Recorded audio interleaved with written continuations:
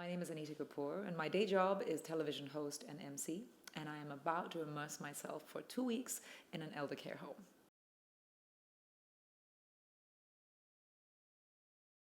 I've been a caregiver to my mum for a number of years now, and the thought of ever placing her in a home has just really never crossed my mind.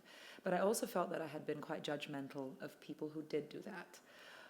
At the same time, I think it's really important, if I am going to, and I have been for many years, advocating for the elderly to have better facilities, better life, better quality of life.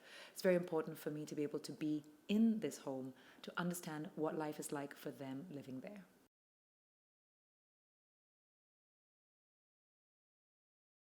I think I'm the first person to admit that I've been really judgmental about any kind of a facility. But then again, I'm not necessarily dealing with the whole compendium of issues that might come up when a person is aging. My mother doesn't have dementia, she doesn't have Alzheimer's. So we can actually have this conversation and we can actually interact with each other. And I think the other thing that I stopped thinking about, because I just kept thinking about how dehumanizing it was to put someone somewhere, is that it is often the lesser of the two evils. You may not be able to actually take care of this person effectively at home. There's a difference between dumping a parent somewhere because you just can't be bothered to take care of them, and putting them somewhere because you really need the help and you can't do it all by yourself. Whatever it is that you have to do for your elder parent or grandparent, it still needs to be delivered to the parent with empathy, kindness, and of course professionalism. So there's two sides to this story, and I'm hoping that at the end of the 2 weeks, I have two sides to give, not just one side. I'm not trying to convince myself that it's a good thing or a bad thing. I really want to know.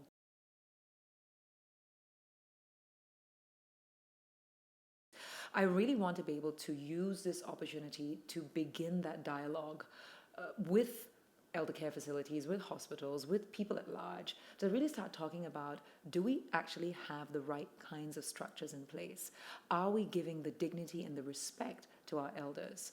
Is this the kind of care? Do we just want a hospital type of structure where people are just walking around like patients? Or do we want our elders in our society, who are the people that we look up to have some more quality of life, have a better quality of life, and to live versus existing? Because I think the problem that we're facing is that the way the system works right now, it's about existence. It's not really about living.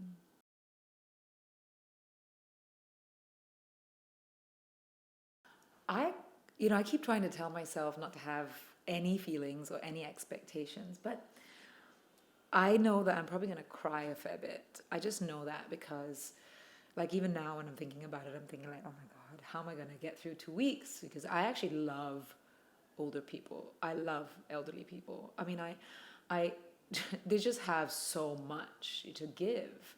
And the idea of being with them in a facility is a little bit daunting. I'm just trying not to actually expect or not expect. I'm trying to be as neutral as possible, but I don't know. I mean, I have no idea what's going to happen. I'm either going to be crying a lot, laughing a lot, all of that, hugging a lot of older people, or I might be fearful. I mean, it's very hard to actually anticipate what it is like to be in an institution type facility. Yeah.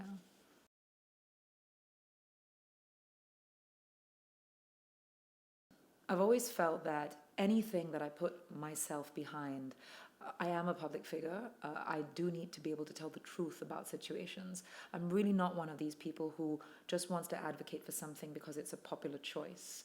I do that across the board. And the reason I want to put myself into this situation is, once I have experienced this morning, noon, and night, I will be able to tell people and advocate for the elderly, as well as advocate for the institutions, that there needs to be possibly some changes. There needs to be a conversation that needs to happen.